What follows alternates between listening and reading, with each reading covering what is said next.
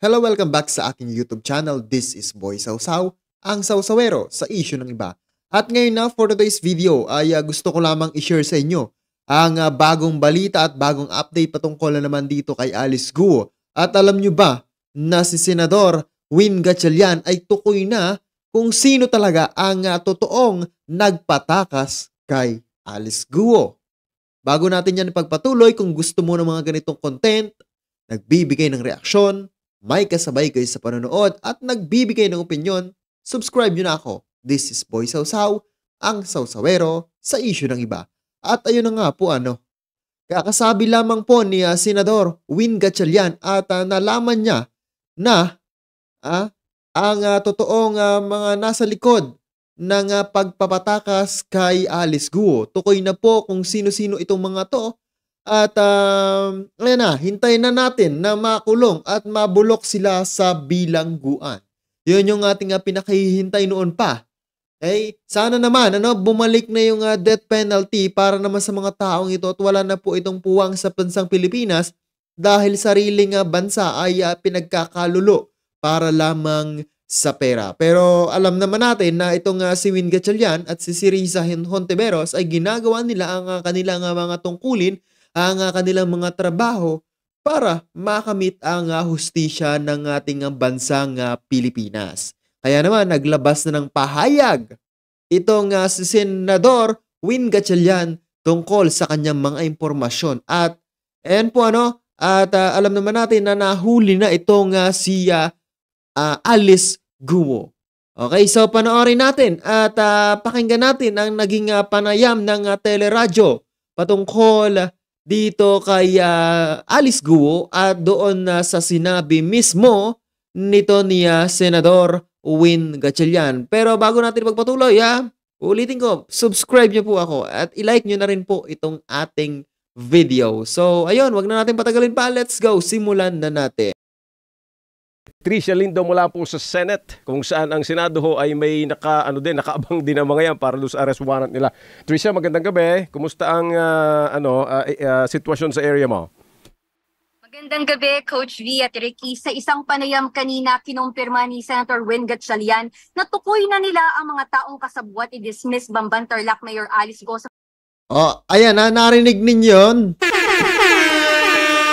Napakagandang balita ng ating narinig, no? Ayon kay Senador Win Gatchalian ay natukoy na niya ang mga tao na nasa likod ng pagpapatakas kay Alice Guo. Ito, bago natin magpatuloy, gusto ko munang ibigay ito kay Senador Win Gatchalian sa mga kay Riza Hontiveros doon sa mga gumagawa ng tama para sa ating bansa.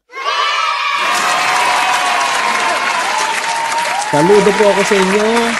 Ipagpatuloy nyo lamang po kung ano ang nasimulan nyo, kung ano yung nasa puso ninyo. Huwag po kayong padadala sa pera kagaya ng mga taong nasa politika na pera lamang po ang kanilang kagustuhan. Hindi yung totoong maglingkod sa bayan.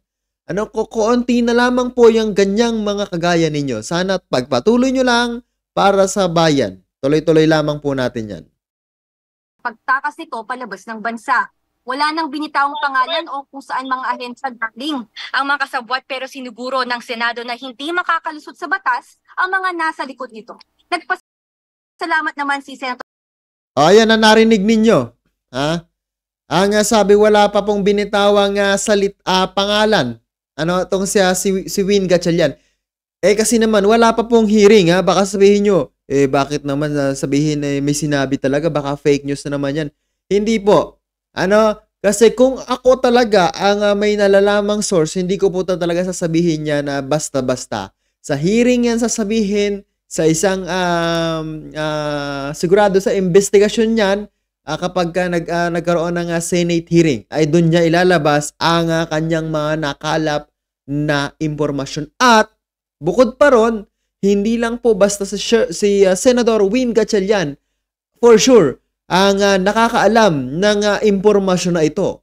For sure, alam din ito ng iba pang mga mambabatas kagaya ni Senador Riza Hontiveros. Kaya doon sa mga tiwali sa ating gobyerno, magbilang na kayo ng araw dahil malapit na po kayo mailagay sa loob ng kulungan. No, yun yung ating hihintayin. Okay, so ituloy natin ang ating video.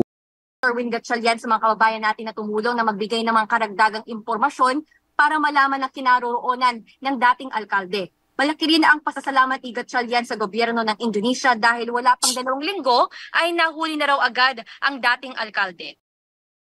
Speaking of pasasalamat sa bansang Indonesia, salamat din po. Ayan, dyan natin makikita na wala po talagang binatbat ang bansang Pilipinas. Alam nyo kung bakit? Dahil nga, pera-pera lang yan. Kahit nasabihin natin na magagaling ang mga pulis, ang mga intelligence ng bansang Pilipinas, pero kung bibigyan ka ng ganito, magbubulag-bulagan ka na lang. Diba? Kahit bigyan ka ng maraming pera at alam mo na ang impormasyon, hindi mo yan sasabihin. Yun ang mahirap sa ating bansa kahit daming gagaling na mga pulis, Pero ang iba, magaling lang mang po dito. Yun ang mahirap. Kaya talagang wala pong binatbat ang bansang Pilipinas kumpara sa bansang Indonesia. Kasi doon sa kanila mayroong death penalty, kaya naman takot sila unlike sa atin. Walang death penalty kaya yung mga nakaupo sa ating gobyerno ay hindi natatakot. Okay, so ituloy natin itong ating video. Samantala, sinubukan naman nating silipin kanina ang ilang detention facility dito sa tabi ng entrance ng Senado. Iba pa ito sa detention facility na tinutuluyan sa kasalukuyan ni Sheila Go na sinasabi nilang doon din dadalhin si Alice Go karating niya dito sa Senado. Bagamat hindi tayo pinayagan na kumuha ng kahit anumang litrato o video ng facility, pinayagan naman tayo na makita ito. Trish. Natin, kumpara sa detention facility ni Sheila Go na mas malaking kwarto, yung kwarto kanina doon ay mas maliit. Ngunit parehas lamang na may double deck na kama, aircon, dresser, cabinet, banyo na may shower at heater. Alam niyo yun ang sarap ng buhay ng mga ito. Yun yung mga taong nakakulong pero naka-aircon. May sariling banyo, may sariling higaan, lupit.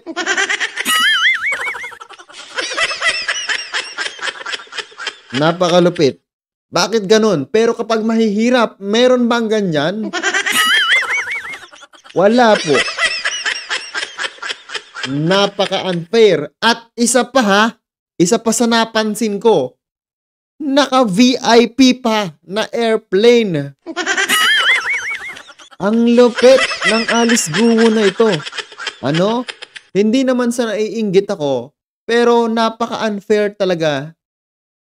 Napaka-unfair sa ating bansa. Sa ating mga kapwa Pilipino. Agree ba kayo dito na kapag ka mahirap, ang ikukulong ay walang pakialam yan. Bahala ka dyan. Saan ka matulog, ikaw bahala. Diba? Hayaan ka na lamang sa lapag.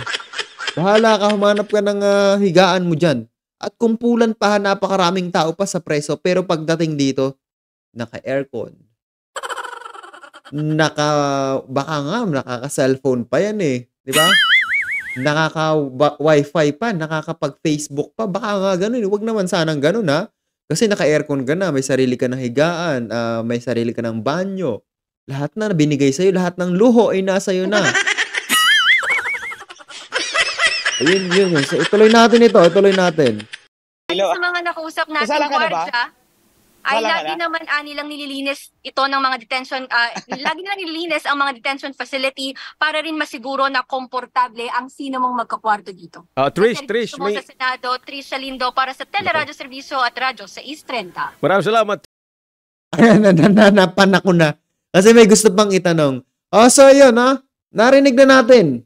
Okay? Ang pinaka-importante po dito, mga kababayan ko, mga kababayang minamahal, nalaman na, tukoy na ni Senador Win Gatchalian ang mga nagpatakas dito kay na Alice Guo, Wesley Guo, Cassie Leong, at si Sheila Guo.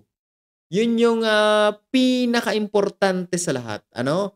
Kasi diyan na uusad ang investigasyon, masinsinang investigasyon. Ano? Wala na tayong pakialam doon kay Wesley Guo. Para sa akin lang ha. Ang pinakang main kon talaga dito natin is si Alice Guo. Pero sana mahuli pa rin niya na si Wesley Guo. Kasi kapag nahuli talaga ito, ano, sana naman makipag-coordinate itong si Alice Guo. Sino yung mga tumanggap ng bayad? Sino yung mga tumulong sa iyong magpatakas? Bagaman nalaman na ni Senador Win Gatchalian kung sino-sino itong mga to, pero sana makipag-coordinate din itong si Alice Guo. Ano, kung mapapansin natin, kawawa itong si Alice Guo. Pero sa dami ng kanyang mga ginawa, wala pong awa ang mangyayari sa kanya kapag nagkataon. Dahil po, habang buhay itong pagkakakulong, ano, at dapat nga, kung meron lang nito sa bansang Pilipinas, death penalty na. So yun lang, once again, this is Boy Sausaw, ang Sausawero sa issue ng iba. Don't forget to subscribe and like. Pakishare na rin ng ating mga videos and live stream. Maraming salamat at mabuhay po kayong lahat. Bye-bye!